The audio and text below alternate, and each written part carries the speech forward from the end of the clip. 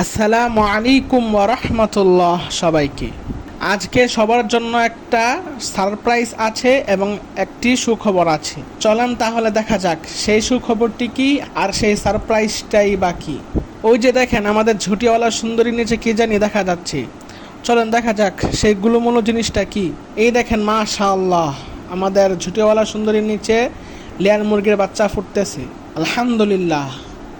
এখানে মোট 6টা বাচ্চা ফুটেছে। 3টা সাদা হয়েছে, 2টা কালো হয়েছে এবং একটা লেয়ার মুরগির কালারের মতো হবে ইনশাআল্লাহ। আর আরেকটা ডিম সম্ভবত ভিতরে বাচ্চা মারা গেছে।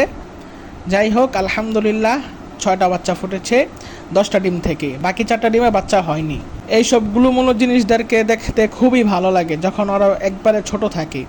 আস্তে আস্তে যখন বড় হয়ে যায় তখন ওদের প্রতি মায়াটাও কমে যায়, আর তখন এরকম ভালো লাগে না এখন যেরকমটা ভালো লাগছে।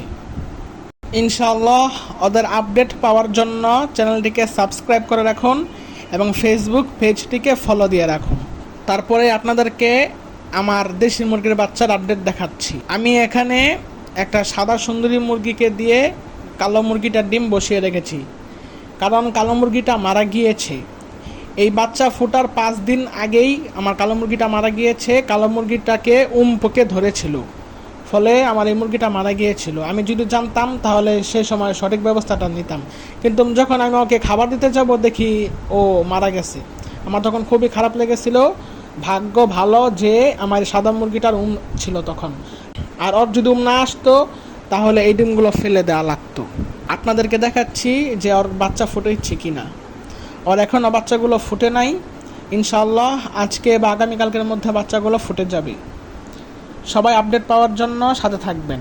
তাহলে আজকের মতো এখানেই ভিডিওটা শেষ করছি। আসসালামু আলাইকুম।